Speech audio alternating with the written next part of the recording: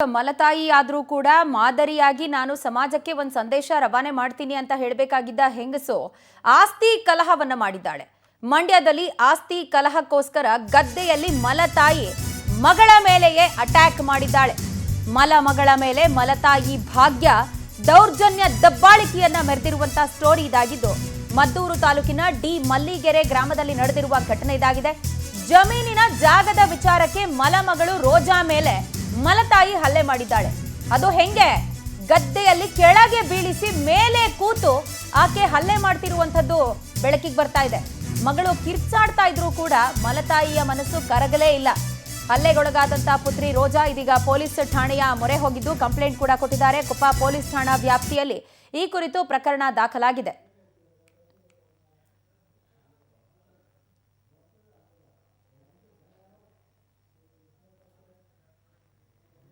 ರಕ್ತ ಸಂಬಂಧದಲ್ಲಿ ಮಾತ್ರವೇ ತಾಯಿಯಾಗೋದಕ್ಕೆ ಸಾಧ್ಯ ಅನ್ನುವಂಥ ಮಾತನ್ನ ಈಕೆ ಮತ್ತೆ ಪ್ರೂವ್ ಮಾಡಿದ್ದಾಳೆ.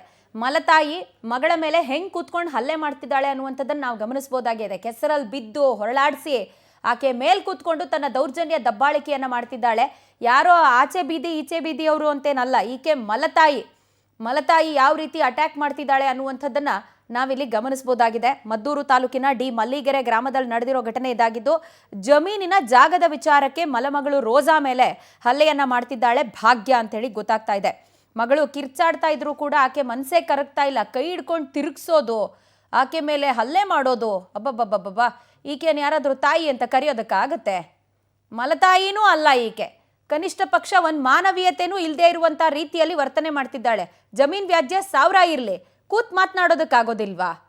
ಏನ್ ನೆಲದಲ್ಲಿ ಹಾಕೊಂಡು ಹೂತಾಕ್ತೀನಿ ಅನ್ನುವಂಥ ರೇಂಜ್ಗೆ ಆಕೆ ಮೇಲೆ ಕೂತ್ಕೊಂಡಿದ್ದಾಳಲ್ಲ, ಈಕೆನ ಮನುಷ್ಯಲು ಕೈ ತಿರುಗಿಸೋದು, ಈಕೆನ ಮನುಷ್ಯಲು ಅಂತ ಯಾರಾದರೂ ಕರೀತಾರಾ?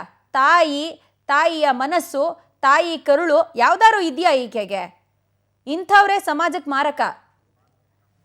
ಈ ಬಗ್ಗೆ ಹೆಚ್ಚಿನ ಡೀಟೇಲ್ಸ್ ಕೊಡ್ತಾರೆ ನಮ್ಮ ಪ್ರತಿನಿಧಿ ಬಾಲಕೃಷ್ಣ, ನಮ್ಮೊಂದಿಗೆ ಫೋನ್ ಸಂಪರ್ಕದಲ್ಲಿದ್ದಾರೆ. ಬಾಲಕೃಷ್ಣ, ಯಾವಾಗ ನಡೆದಿರುವಂತ ಘಟನೆ ಇದು? ಈಕೆ ಮಲತಾಯಿನೂ ಅಲ್ಲ, ಮನುಷ್ಯತ್ವನೇ ಇಲ್ಲದೆ ಇರುವಂತ ಹೆಣ್ಣು ಅಂತ ಹೇಳ್ಬೋದು. ಹೌದು ಪ್ರಜ್ವಲ, ಇದು ನಿಜವಾಗ್ಲೂ ಒಂದು ಕ್ರೌರ್ಯ ಅಂತಾನೆ ಹೇಳ್ಬೋದು. ಯಾಕೆಂದ್ರೆ ಅವಳು ಮಲತಾಯಿ ಆಗಿರ್ಬೋದು, ತಾಯಿನೇ ಆಗಿರ್ತಾಳೆ. ಆದ್ರೆ ಈ ಮಲತಾಯಿ ಅನ್ನೋ ಒಂದು ಕಾರಣಕ್ಕೆ ಮಗಳನ್ನ ಈ ರೀತಿ ಜಮೀನಲ್ಲಿ ಹಾಕೊಂಡು, ಅದು ಒಂದು ಬದಿ ಗದ್ದೆಯಲ್ಲಿ ಹಾಕೊಂಡು ಮೇಲ್ ಕೂತ್ಕೊಂಡು ತುಳಿತಾ ಇರುವಂತದ್ದು, ಹೊಡಿತಾ ಇರುವಂತದ್ದು ನಿಜವಾಗ್ಲೂ ಎಲ್ರಿಗೂ ಕರಳು ಚಿರುಕ್ ಅನ್ನುವಂತ ವಿಷಯನೇ ಅಂತಾನೆ ಹೇಳ್ಬೋದು.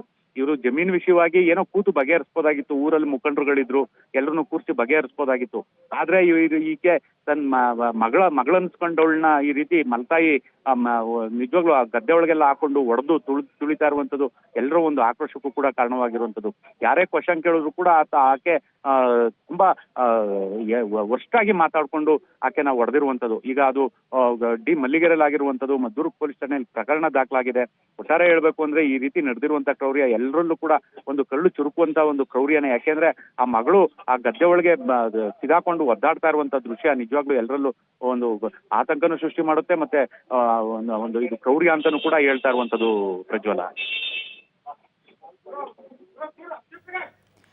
ಥ್ಯಾಂಕ್ ಯು ಬಾಲಕೃಷ್ಣ ತಮ್ಮೆಲ್ಲ ಡೀಟೇಲ್ಸ್ಗೆ. ಜಮೀನಿನ ಜಾಗದ ವಿಚಾರಕ್ಕೆ ಮಗಳ ಮೇಲೆ ಆ ಹೆಂಗ್ಸೊಬ್ಳು ಹಲ್ಲೆ ಮಾಡ್ತಿರುವಂಥದ್ದನ್ನು ನಾವು ಗಮನಿಸ್ಬೋದು. ಈಕೆ ಬರೀ ಮಲತಾಯಿ ಕೂಡ ಅಲ್ಲ, ಮನುಷ್ಯತ್ವನೇ ಇಲ್ಲದೆ ಇರುವಂತಹ ಒಂದು ಹೆಣ್ಣು ಅಂತ ಕರೆದ್ರೆ ತಪ್ಪಾಗ್ಲಿಕ್ಕಿಲ್ಲ.